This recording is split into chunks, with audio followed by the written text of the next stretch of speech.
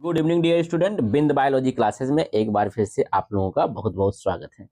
अभी हम लोग बात कर रहे थे बायोमॉलिक्यूल्स के बारे में। तो बायोमॉलिक्यूल्स में हमने देखा कि दो टाइप के मॉलिक्यूल्स हैं। आज हम लोग जिस टॉपिक्स के बारे में पढ़ने वाले हैं वो टॉपिक है बायो माइक्रोमॉलिक्यूल्स। कौन सा मॉलिक्यूल्स? माइक्रोमॉलिक्यूल्स। बायो माइक्रोमॉलिक्यूल्स की अगर हम लोग बात करें तो इसमें चार मॉलिक्यूल्स आते हैं। कौन कौन से मॉलिक्यूल्स आते हैं?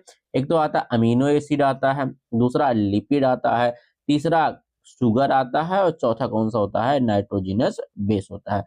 अच्छा, अगर कोई पूछे कि बायो माइक्रोमॉलिक्यूल्स और बायो मैक्रोमॉलिक्यूल्स को किस आधार पे बांटा गया है, तो इसको मॉलिक्यूलर वेट के आधार पे बांटा गया। किसके आधार पे बांटा गया? मॉलिक्यूलर वेट के आधार पे बांटा गया है।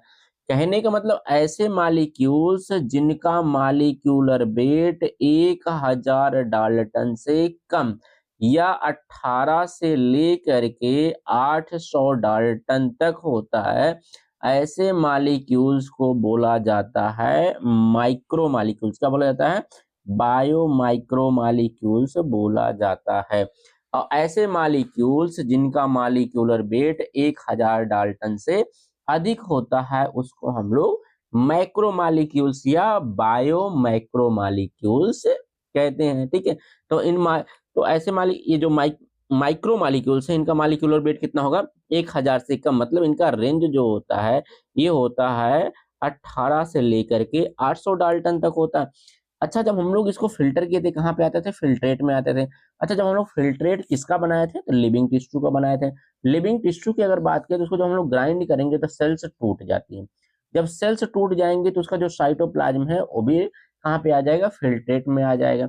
या ये कहिए कि जो फिल्ट्रेट होता है वो साइटोप्लाज्मिक कंपोजिशन को भी रिप्रेजेंट करता है। तो यहाँ पे लिखा गया है द एसिड सॉल्युबल पूल यानी कि filtrate represent the cytoplasmic composition.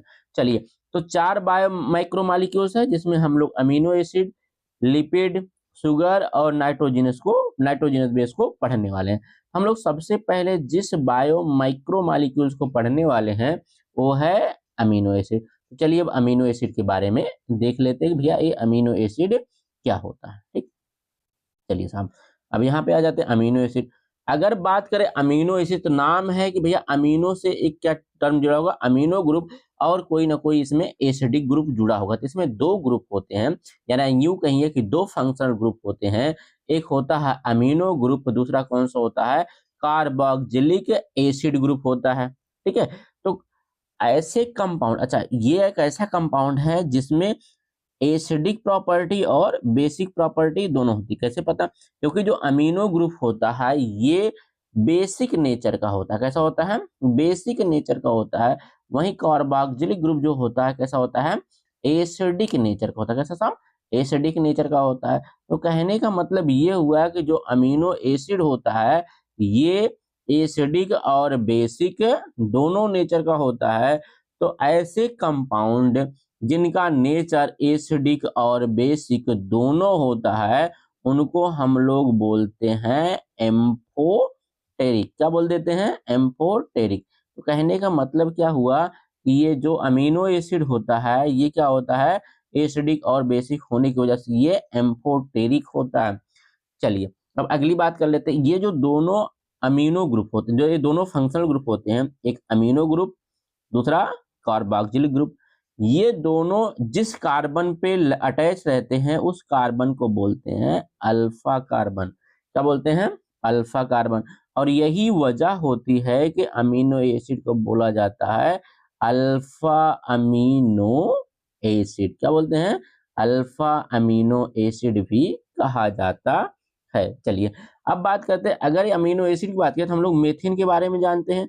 मेथिन का जो मॉलिक्यूलर फार्मूला होता है वो होता है CH4।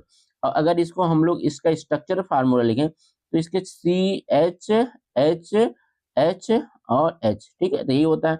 अगर इस H को हम रिप्लेस कर दे COOH से, इधर वाले H को रिप्लेस कर दे NH2 से, इधर वाले H को रिप्लेस कर दे R वेरिएबल साइड से, और H को ऐसे ही रहने दे, तो ये मेथेन जो है कन्वर्ट हो जाएगा अमीनो एसिड में।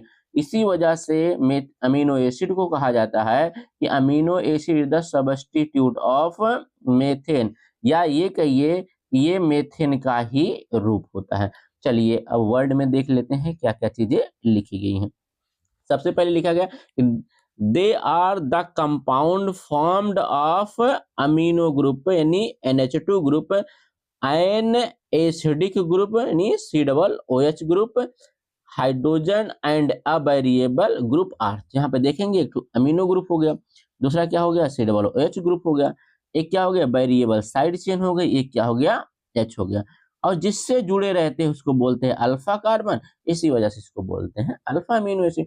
तो देख लेते हैं आगे क्या लिखा हुआ, NH2 and COOH are attach to the same carbon atom, क्या किस कौन से कार्बन एटम पे, अल्फा कार्बन एटम पे, so they are called alpha amino acid. क्या कहा जाता है, अल्फा अमीनो एसिड कहा जाता है। आगे वाली बात देख लेते हैं क्या लिखा हुआ, they are substitute of methane, ये क्या होते हैं, मेथेन के सबस्टिट्यूट होते हैं, यानी मेथेन के ही रूप होते हैं।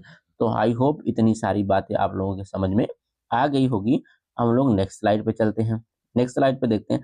अच्छा, हमने देखा कि अमीनो एसिड में एक आर ग्रुप है जिसको हम लोग बोलते हैं वेरिएबल ग्रुप। अब इस आर ग्रुप को अगर हम लोग चेंज करते जाएंगे तो अमीनो एसिड क्या हो जाएगा, बदलता चला जाएगा। तो इस आर ग्रुप को, जैसे अमीनो एसिड में एक आर ग्रुप हम लोगों ने अभी पढ़ा, इधर H है, यहाँ पे H है, यहाँ पे R था, यहाँ पे COOH था, और यहाँ पे क्या था, NH2 था। तो इस R को आप बदलते जाओ, इस R को अगर H से रिप्लेस कर दें तो अमीनो एसिड का नाम हो जाता है ग्लाइसिन। इस R को हम लोग क्या कर दे, CH3 से रिप्लेस कर दे तो अमीनो एसिड का नाम हो जाता है एलानीन। इस R की जगह पे हम लोग CH2OH लिख दे तो अमीनो एसिड का नाम हो जाता है सेरीन। यानी कहने का मतलब ये हुआ कि R को अगर हम लोग बदलते जाएंगे तो अमीनो एसिड बदलता चला जाएगा।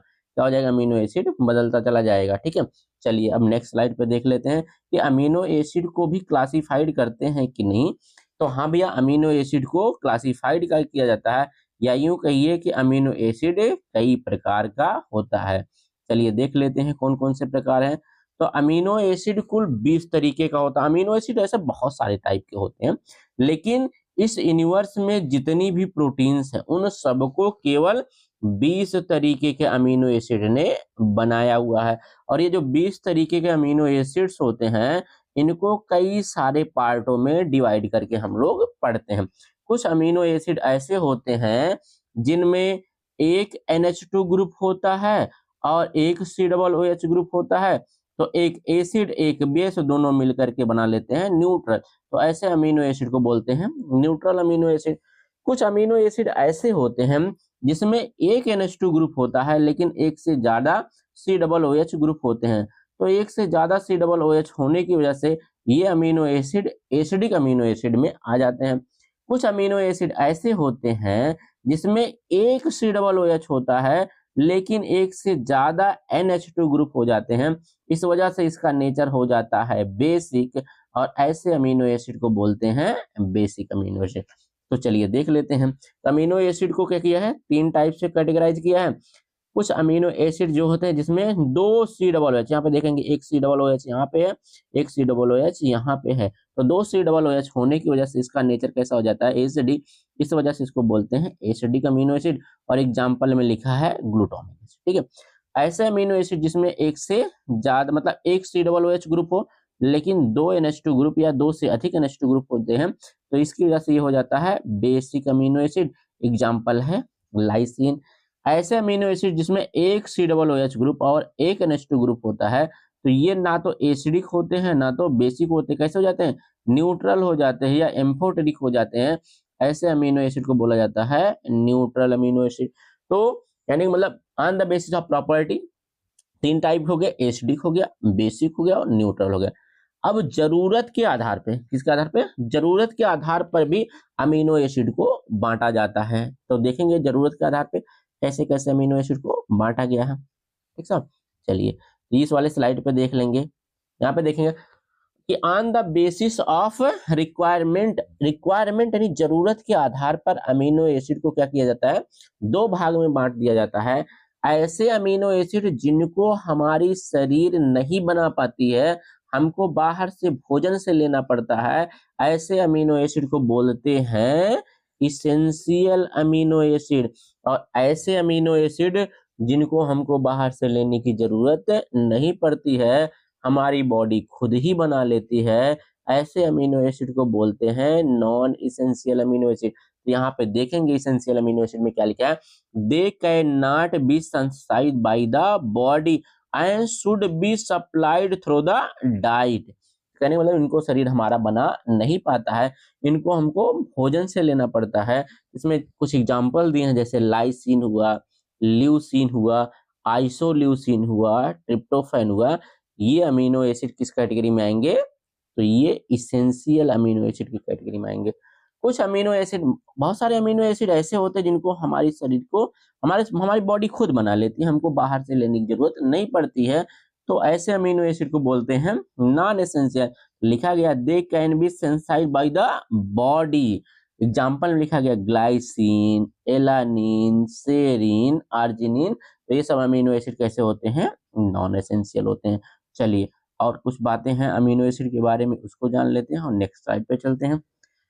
चलिए, जब हम लोग क्या करते हैं, अमीनो एसिड को वाटर में डिजोल्व करते हैं, क्या करते हैं, वाटर में डिजोल्व करते हैं, तो ये आयोनाइज होता है क्योंकि इसके पास दो फंक्शनल ग्रुप है। कौन कौन सा, एक तो COOH फंक्शनल ग्रुप है और दूसरा कौन सा है, NH2 फंक्शनल ग्रुप है। और हम लोग को पता है कि COOH कैसा होता है, एसिडिक नेचर रखता है। ये कैसा रखता है, बेसिक। अच्छा, एसिडिक वेब कंपाउंड्स होते हैं, जब इनको वाटर में डिजोल्व किया जाता है तो ये हाइड्रोजन आयन लूज कर देते हैं। क्या कर देते हैं, हाइड्रोजन आयन लूज कर देते हैं। और बेस वैग मालिक्यूल मतलब एटम्स होते हैं या आप कहिए कंपाउंड्स होते हैं, जब इनको वाटर में रखा जाता है तो हाइड्रोजन आयन को ट्रैप कर लेते हैं। इन पे क्या चार्ज आ जाता है, पॉजिटिव, और इन पे कौन सा चार्ज आता है, निगेटिव। या अलग अलग पीएच पे जब इसको रखा जाए तो ये क्या करते हैं, एक COOH क्या करेगा, हाइड्रोजन को लूज करेगा, NH2 क्या करेगा, हाइड्रोजन को ट्रैप करेगा। ठीक है, यहाँ पे देख लेते हैं। तो अच्छा, अगर हम लोग क्या करें, इस अमीनो एसिड को वाटर में डिजोल्व कर दे तो COOH क्या करेगा, हाइड्रोजन को लूज कर देगा। NH2 क्या करेगा, हाइड्रोजन को गेन कर लेगा। इस पे कैसा चार्ज आ जाएगा, पॉजिटिव। इस पे कैसा चार्ज आ जाएगा, निगेटिव। तो ऐसा मॉलिक्यूल्स जिस पे पॉजिटिव चार्ज होता है उसको हम लोग बोलते हैं कैटायन। ऐसे मॉलिक्यूल्स जिन पे निगेटिव चार्ज होता है उसको हम लोग बोलते हैं एनायन। बट ऐसा मॉलिक्यूल्स जो पॉजिटिव चार्ज या निगेटिव चार्ज दोनों एक साथ रखता है, या आप यूं कहिए कैटायन की प्रॉपर्टी और एनायन की प्रॉपर्टी दोनों एक साथ रखता है, ऐसे मॉलिक्यूल्स या आयन को हम लोग बोलते हैं ज्विटर आयन। ऐसे मॉलिक्यूल्स जो एनायन और कैटायन दोनों को प्रॉपर्टी रखते हैं उसको हम लोग बोलते हैं ज्विटर आयन या ज्विटर आयोनिक फॉर्म कहते हैं। तो इस वजह से अमीनो एसिड कैसा कंपाउंड है, कैटायन के एनायन। तो ना तो अमीनो एसिड कैटायन है, ना तो अमीनो एसिड एनायन है। अमीनो एसिड क्या है, ज्विटर आयन है। तो यहाँ पे देख लेंगे in amino acid NH2 and COOH have ionizable nature. कैसा नेचर है, आयोनाइजेबल नेचर है। So structure of amino acid change in solution of different pH. Different pH पे अमीनो एसिड का जो स्ट्रक्चर होता है वो क्या हो जाता है, चेंज हो जाता है। इफ लिख रहे हैं, if both amino group and carboxylic group are ionise, तो अमीनो ग्रुप पे कैसा चार्ज आ जाएगा, पॉजिटिव। कार्बोक्सिलिक ग्रुप पे कैसा चार्ज आएगा, निगेटिव। तो ऐसा कंपाउंड बनेगा जिसपे पॉजिटिव और निगेटिव चार्ज दोनों आ जाएगा। तो ऐसे कंपाउंड क्या कहेंगे, ज्विटर आयन कहेंगे। क्या कहेंगे, ऐसे आयन को हम लोग बोलेंगे ज्विटर आयन। तो आई होप ये सब बातें समझ में आई होगी आपके। नेक्स्ट स्लाइड पे आ जाता है लिपिड, और इस लिपिड को हम लोग पढ़ेंगे अब कल। Thank you.